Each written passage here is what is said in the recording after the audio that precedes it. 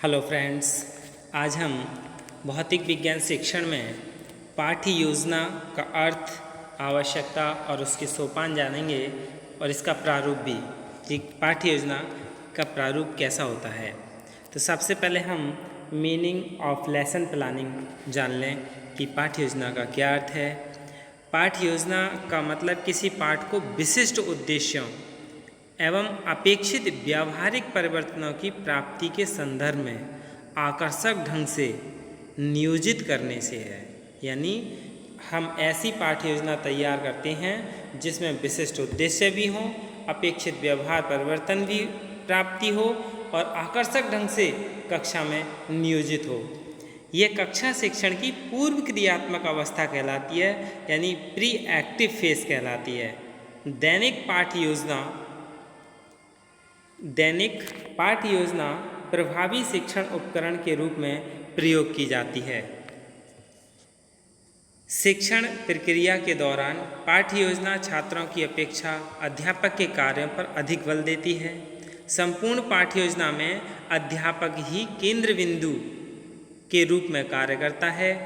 पाठ्य योजना एक ब्लूप्रिंट नहीं है, यह मात्र अध्यापक को निर्देश देने, उसे शिक्षण बिंदुओं का ज्ञान कराने, प्रभावी शिक्षण विधि के चुनाव कराने आदि के सहायतार्थ साधन मात्र है। पाठ्य योजना अध्यापक के उन कार्यों का समूह है जिसे उसे कक्षा में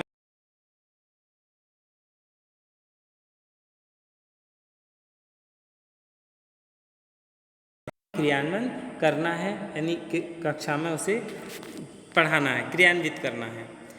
एक आकर्षक, सफल एवं प्रभावी शिक्षण के लिए पाठ्य योजना का निर्माण अत्यंत आवश्यक है। एक कुशल कारीगर की तरह अध्यापक को भी अपने छात्रों में वांछित सुधार लाने के लिए अपने उपकरणों यानी टूल्स, मतलब शिक्षण विधियों और प्रविधियों, ये क्या है, टूल्स कहलाते हैं, का चयन बड़ी सावधानी से करना पड़ता है। Lesson plan is teachers mental and emotional visualisation of classroom activities. यानी यह है कि पाठ्य योजना अध्यापक के लिए एक खिड़की का काम करती है, विंडो का, जिसमें से झांककर वह अपने छात्रों की अंतर्निहित विशेषताओं एवं क्षमताओं को पहचानने का प्रयास करता है। इसीलिए ये एक कहावत है। और इसके बाद अब हम पाठ्य योजना की एक परिभाषा जान लें। बोसिंग महोदय के अनुसार पाठ्य योजना की परिभाषा, यानी पाठ्य योजना उस कथन को शीर्षक दिया जाता है जो यह वर्णन करता है कि क्या उपलब्धियां प्राप्त करनी हैं और किन साधनों द्वारा इन्हें कक्षा की क्रिया के परिणाम स्वरूप प्राप्त किया जा सकता है। यानी पाठ्य योजना जो हम तैयार करके जाते हैं उसमें पहले से ही निर्णय ले लिया जाता है कि किन किन शिक्षण विधियों का, किन किन शिक्षण जो टूल्स हैं उनका उपयोग किया जाता है। अब हम पाठ्य योजना की आवश्यकता जानने क्या है। Need for lesson planning. पाठ्य योजना की आवश्यकता निम्नलिखित है, जैसे पाठ्य योजना कक्षा में उचित शैक्षिक वातावरण बनाने एवं प्रभावी शिक्षण के लिए अनिवार्य है। पाठ्य योजना शिक्षण कार्य को नियमित एवं सुसंगठित बनाती है। पाठ्य योजना के द्वारा पाठ्य वस्तु का संगठन भली प्रकार हो जाता है। पाठ्य योजना प्रतिदिन के कार्य को स्पष्ट दिशा निर्देश देती है। अध्यापक आत्मविश्वास के साथ कक्षा में अप्रत्याशित स्थितियों का सामना करना पड़ता है और चिंतन में क्रमबद्धता एवं विकास के लिए भी पाठ्य योजना आवश्यक है। पाठ्य योजना अध्यापक के लिए पथ प्रदर्शक व मित्र का कार्य करती है। भूलने के संयोग में कमी लाने की दृष्टि से भी पाठ्य योजना का महत्व है। चिंतन में यथार्थता एवं स्पष्टता लाने के उद्देश्य से पाठ्य योजना अत्यंत आवश्यक है। और बोसिंग ने इसके बारे में कहा भी है, यदि आप अपने अवबोध का परीक्षण करना चाहते हैं तो उस अवबोध को व्याख्या या लेख के माध्यम से प्रस्तुत करें। आप देखेंगे कि आपके चिंतन में स्पष्टता बढ़ी है। इसके बाद पाठ्य योजना के माध्यम से अध्यापक उचित सोपान एवं समय पर सहायक सामग्री का उपयोग करता है। छात्रों को उनके मस्तिष्क स्तर के अनुकूल गृह कार्य देने की व्यवस्था रहती है।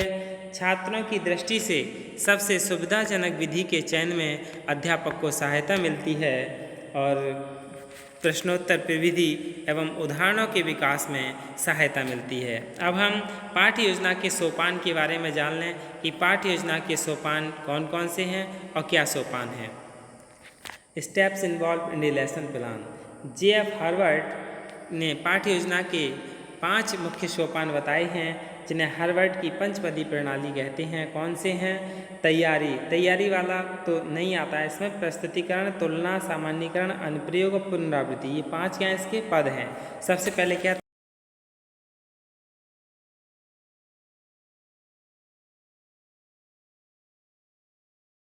छात्रों को इस प्रकार से उत्तेजित करना चाहिए कि वे नया ज्ञान सीखने की आवश्यकता का अनुभव करें। यह ज्ञान उनके पूर्व ज्ञान संबंधी प्रश्नों को मूल्यांकन करके, मौखिक प्रश्न पूछकर, कहानियों के माध्यम से तथा चार्ट, मॉडल, पिक्चर आदि का प्रयोग करके किया जा सकता है। प्रस्तावना आकर्षक ढंग में प्रस्तुत की जानी चाहिए ताकि छात्रों की पाठ में रुचि शीघ्रता से जागृति की जा सके। तो सबसे पहले क्या है, हमारी प्रस्तावना है, प्रस्तुतिकरण यानी प्रेजेंटेशन। विज्ञान पाठ्य योजना का एक बहुत ही महत्वपूर्ण पद है। इस पद के अंतर्गत ही छात्रों को नवीन ज्ञान दिया जाता है। इसमें छात्र लक्ष्यों को अवलोकन एवं निरीक्षण करता है, साथ ही वह तथ्यों के बीच संबंध भी स्थापित करता है। इन संबंधों के आधार पर फिर सामान्य नियम, सूत्र, निष्कर्ष निकालता है। छात्र को नवीन ज्ञान सरलता से परंपरागत तरीके से किया जाना चाहिए, जिसमें विषय वस्तु की संख्या, इन विषय वस्तु प्रस्तुतिकरण की इस प्रक्रिया का विकास छात्रों के सक्रिय होने से किया जाना चाहिए। छात्र मात्र आंख मूंद कर सुनते ही न रहें। प्रश्नों के पूछने में अध्यापक को प्रश्नों की उपयुक्तता, छात्रों का मानसिक स्तर, प्रश्नों की सरल एवं स्पष्ट भाषा तथा प्रश्नों का समान वितरण आदि बातों पर विशेष ध्यान देना चाहिए। समय समय पर सहायक सामग्री का प्रयोग करते रहना चाहिए तथा श्यामपट्ट सारांश भी साथ साथ लिखते जाना चाहिए। इसके बाद अगला है प्रस्तुतिकरण। अगला कौन सा है इसमें? प्रस्तुतिकरण यानी प्रेजेंटेशन, ये हो गया। तीसरा है तुलना यानी कंपैरिजन। छात्र जो भी ज्ञान प्राप्त करते हैं उस ज्ञान की सत्यता की परख से वे प्राप्त ज्ञान को समान परिस्थितियों में रखकर करते हैं। परिणाम स्वरूप नवीन ज्ञान उनके चरित्र का स्थायी अंग बन जाता है। फिर है सामान्यीकरण यानी जनरलाइजेशन। इसका यानी ऐसे मान लें किसी सूत्र की स्थापना, यानी इसमें आगमन निगमन विधियों का प्रयोग किया जाता है। किसी सूत्र की स्थापना, लेकिन प्रत्येक पाठ में एक ही प्रकार की योजना के अनुसार चलना असंभव है। इसलिए सामान्यीकरण की इस प्रक्रिया में छात्रों की सक्रिय सहयोग प्राप्त करते हुए किसी सूत्र, नियम अथवा सिद्धांत की स्थापना की जानी चाहिए। इसके बाद है एप्लीकेशन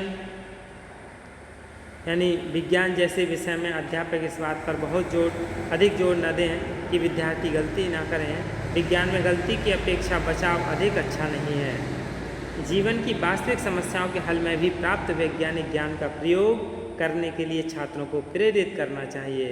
यानी प्रयोग किए बिना वह अपना अभ्यासार्थ कक्षा कार्य देना चाहिए। इसके बाद है पुनरावृत्ति यानी रिसेप्चुलाइजेशन। पाठ्य योजना का यह अंतिम सोपान है, लेकिन इसका महत्व किसी भी प्रकार से अन्य सोपानों की अपेक्षा कम नहीं माना जा सकता है। इस सोपान के माध्यम से अध्यापक को यह जानने में सहायता मिलती है कि उसके छात्रों ने क्या सीखा, उनके बौद्धिक स्तर में कहाँ तक विकास हुआ तथा उसे स्वयं छात्रों में अपेक्षित व्यवहार सुधारों को लाने में कहाँ तक सफलता प्राप्त हुई। ये सब क्या है, पुनरावृत्ति में ही किया जाता है, यानी सफलता का अनुमान लगाया जाता है।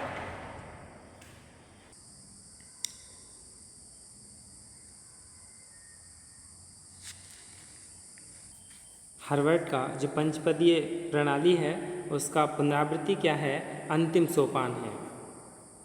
इसके बाद अब हम एक अच्छी पाठ्य योजना की कसौटी जान लें कि क्या है। एक अच्छी पाठ्य योजना की कसौटी यानी criteria of a good lesson plan. पाठ्य योजना लक्ष्यों, शिक्षण विधियों, प्रविधियों, सहायक सामग्री आदि की दृष्टि से विस्तृत होनी चाहिए। पाठ्य योजना की भाषा सरल एवं आकर्षक होनी चाहिए। पाठ्य योजना संबंधी सामान्य एवं विशिष्ट उद्देश्य स्पष्ट रूप से लिखे होने चाहिए। सहायक सामग्री के प्रयोग की व्यवस्था उचित समय एवं आवश्यकता के अनुरूप ही होनी चाहिए। फिर है पाठ्य योजना को अनावश्यक रूप से नीली पीली रोशनाई एवं पत्तियों के माध्यम से आकर्षक बनाने का प्रयास नहीं करना चाहिए। कक्षा के सामान्य अनुशासन के प्रति भी अध्यापक को सजग रहना चाहिए। छात्रों की जिज्ञासा बढ़ाने के लिए अच्छी पाठ्य योजना का आधार पूर्व ज्ञान को ही बनाया जाना चाहिए। प्रकरण का चयन कर लेने के पश्चात तथ्यों को क्रमबद्ध एवं उचित शीर्षकों के अंतर्गत संगठित किया जाना चाहिए। श्यामपट्ट पूर्तियाँ यानी ब्लैकबोर्ड एंट्रीज आकर्षक ढंग से भरी जानी चाहिए। मूल्यांकन की सुविधा की दृष्टि से एक अच्छी पाठ्य योजना को अध्यापक के इस कार्य में सहायक होना चाहिए। प्रश्नोत्तर प्रणाली यानी क्वेश्चन आंसर टेक्निक प्रभावी होनी चाहिए। अच्छी पाठ्य योजना छात्रों के सक्रिय सहयोग पर आधारित होनी चाहिए। एक अच्छी पाठ्य योजना में व्यक्तिगत ध्यान यानी इंडिविजुअल अटेंशन की भी व्यवस्था रहनी चाहिए। इसके बाद इसमें है कि पाठ्य योजना संबंधी कुछ महत्वपूर्ण बातें हैं, जैसे शिक्षक को छात्रों के पूर्व ज्ञान का भली भांति ज्ञान पता लगा लेना चाहिए। पाठ्य योजना बनाने से पूर्व शिक्षक को अपने विषय का अच्छी तरह अध्ययन कर लेना चाहिए। साथ ही विषय की आधुनिकतम जानकारी भी प्राप्त कर लेनी चाहिए। उसे विषय संबंधी सामान्य विशिष्ट उद्देश्यों का पूर्ण ज्ञान होना चाहिए।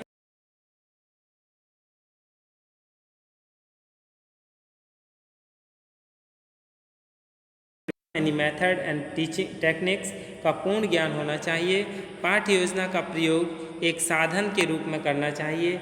इसे लक्ष्य मानकर न चला जाए। पाठ्य योजना को केवल मार्गदर्शक यानी गाइड ही समझना चाहिए। आंख मूंदकर लकीर के फ़कीर बनकर अक्षरशः पालन करना नहीं चाहिए। यानी जैसा हम पाठ्य योजना में लिख लेते हैं सेम टू सेम वैसा नहीं, समय और परिस्थिति के अनुसार कक्षा में अपने आप को बदला जा सकता है। यानी कक्षा में पाठ्य योजना का ज्यों का त्यों उपयोग करना बड़ा कठिन है। पाठ्य योजना के अनुकरण में शिक्षक एक भौरे की तरह कमल में न फंसा रहे, वरन आवश्यकता अनुसार अपनी बुद्धि के उपयोग से गूढ़ समस्याओं को भी सरल ढंग से हल करने की कला में दक्षता प्राप्त करे। पाठ्य योजना की कुछ सीमाएं भी हैं, यानी छात्रों में जिज्ञासा उत्पन्न करने की दृष्टि से प्रश्नों का कम प्रभावपूर्ण रहना, उपयुक्त सहायक सामग्री के प्रयोग का अभाव प्रभावशाली ढंग से न कर पाना, विशेष उद्देश्यों की प्राप्ति में असफलता, महत्वपूर्ण शिक्षण बिंदुओं को ठीक से न पहचान पाना, ये सभी क्या हैं? जैसे श्यामपट्ट कार्य का असंतोषजनक होना, विभिन्न प्रकरणों में सहसंबंध का अभाव, छात्रों की रुचि, आयु, योग्यता, क्षमता, आवश्यकताओं की उपेक्षा करना, पाठ्य योजना का व्यापक न होना, विभिन्न सोपानों की पुनरावृत्ति के उचित अवसर न मिल पाना, गृह कार्य की उपयुक्तता का अभाव, पाठ्य योजना विकास में छात्रों का सक्रिय सहयोग प्राप्त न करना, सर्वोत्तम शिक्षण विधि की समस्या है।